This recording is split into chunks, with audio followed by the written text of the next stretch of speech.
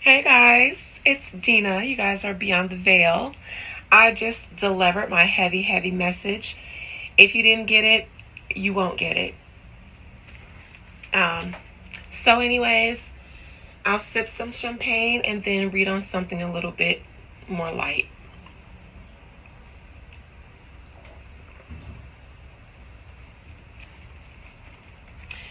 All right.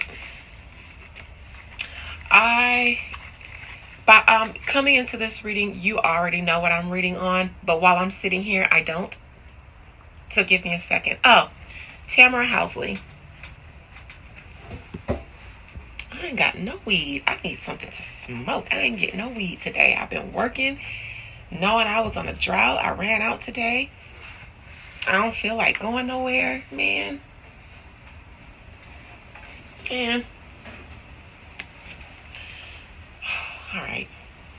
Anyways, Tamara HOUSLEY. Today, earlier, I was just curious. I think I opened up Instagram and I saw some kind of backlash that her husband was getting about comments about SNAP benefits and regulations about what can or can't be bought with them.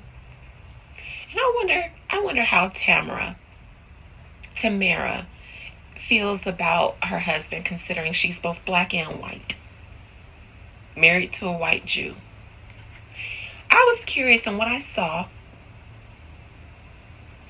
made me think, you know what? I think this is a biracial thing. Got to be. I've read Tia and Tamara. All three of them are biracial. I've read Drake. All of them have similar energies. And I pick up on certain things in their readings that I don't always call out unless it's in the context. But the confusion about which side to play and when to play certain sides, it's always there. Based on my readings, my opinion is that I'm wondering if it's hard to trust someone who doesn't even fully know how to trust themselves. Because it seems like just being a biracial is difficult. At any given moment, they could need to code switch when in reality, you're both. But it's the mentality behind, okay, I'm in this environment, I need to play up on this side. That part I can't trust. I can't trust people who aren't themselves, especially when you don't know how to be yourself. I don't know how to trust you if you don't even know how to be you. And that's not even any shade. I saw a little bit of that in Tamara's reading, and so I thought, let me just bring this back to my audience. I know that they might really enjoy this because it's a little, messy, I suppose. But Most High Mother and Father God, please allow me to conjure up the spirit and the soul of Tamara HOUSLEY, of Tia and Tamara. Tamara HOUSLEY, please allow me to conjure up her soul and her spirit for the second time today. I'm sure after the first time, she probably won't want to be here, knowing that I'm recording this now. It's one thing when I can just see her tea by myself and I might not tell nobody, but once I start telling people, it's like, God dang it. Tamara HOUSLEY. I wonder if some of her peers, like Adam's family and friends, if they mispronounce her name and sometimes call her Tamara, because they just don't care to call her Tamara. That's a little ethnic. Tamara. But Tamara, that's ethnic. Tamara, though. Hi, Tam. Hi, Tam. But Tamara, that's almost Shanae. Tamara, Shanae. I'm just going to call her Tamara. Hi, Tam Tam.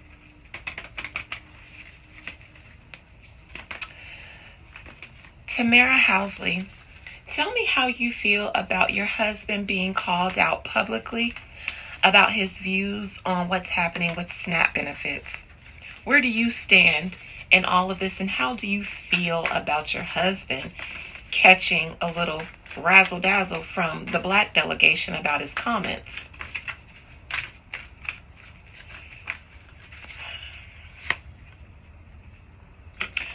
She wishes he had never said that online. She wishes he would have never spoken out online or publicly. If they're having conversations about it, I imagine he's nonchalant, standing on business, and she's cringing. I feel like she's cringing about it. The black part of her is cringing, but based on what I saw early, she never stands on that side.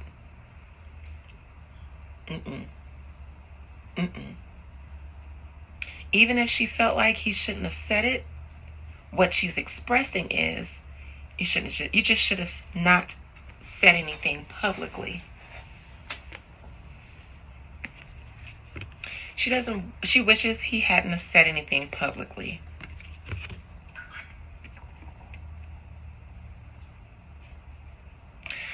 I believe, now first of all, Tamara knows who her husband is. She knows that his views are typically contrary to what is more liberal or woke these days. He actually prefers to go the opposite of the way culture is going. So when the world is liberal, like under Obama, I bet he hated it. Gays getting rights, DEI and all of that, diversity hires, anything welfare related. I bet he hated it. He likes to be contrarian, I believe, which is why it's in a challenging position. He likes to be contrarian. I believe in the past, Tamara and Adam went through a time where their marriage was troubled and didn't seem like it could thrive. I think in the recent past, they might have weathered a brink of collapse in their marriage. I say that because I saw another card earlier that made me feel that way. It doesn't matter though, the feedback he gets. He's on the winning team. His views align with the way things are going. He thinks like they think. So he'll be able to boast, brag, and feel like it doesn't matter what they think. Me and my team won because Elon is here. And Elon seems to align with the same views that Adam has. So in the near future, as you all who don't like his comments continue to be outraged by the things that you see going on from the top, he will continue to be on his high horse because he agrees with these actions being taken. Tamara is going to be a supportive wife. She's going to stand by her man. Period.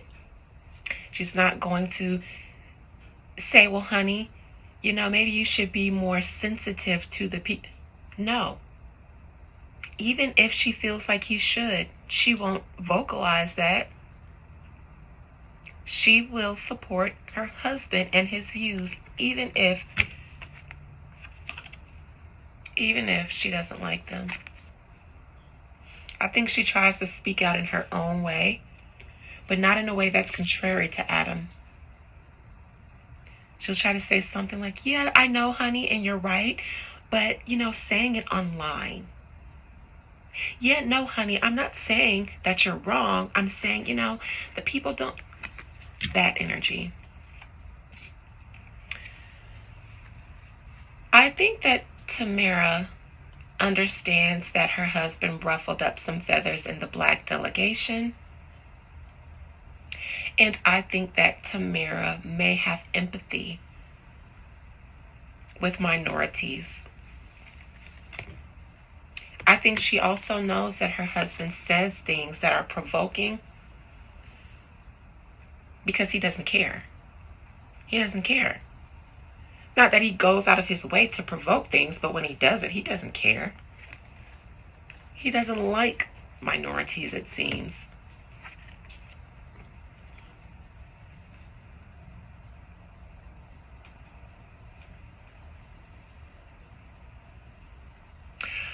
But I wonder why he married one.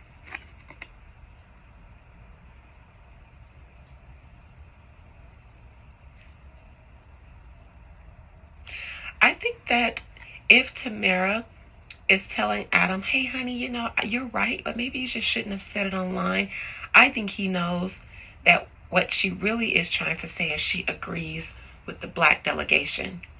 I think he acknowledges that she empathizes with them. When she comes to him and tries to check him, even though it's not on the strength of being black, she skirts around it and says, you shouldn't have handled it this way. He knows what she's really saying is, you shouldn't say that to black people or people that are affected by things like black people are. She would love for this to blow over. I think that she doesn't like when she's caught in the middle of her genetic makeup, because her husband is white power. She doesn't like when racial feathers are ruffled. It gives her anxiety. She'd rather just pretend like race. What? We're the same. Earlier I got the Eight of Pentacles. This time I got the Eight of Cups. I don't necessarily know if I see this as her leaving him.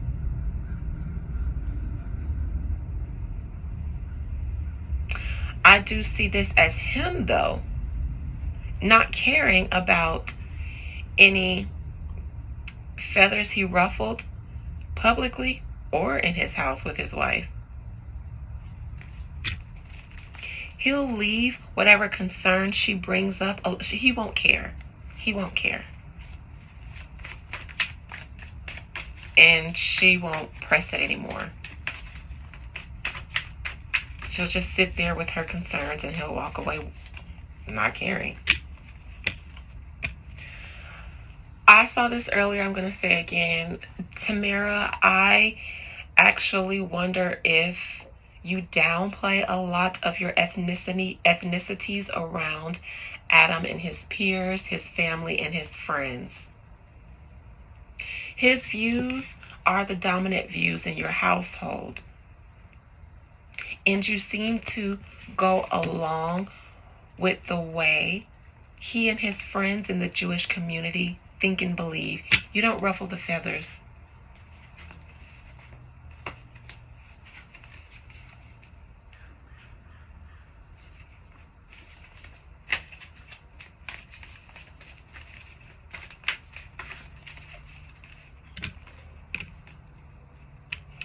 I think they have strong views on social issues, and I think they all are very Jewish in nature, very rich, very not poor, very not charitable,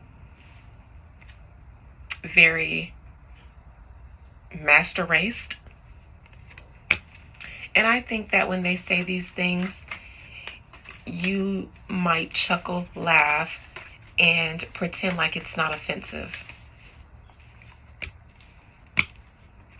I think that it may have ruffled some feathers in your home before conversations that you guys have had over Trump, or your husband's.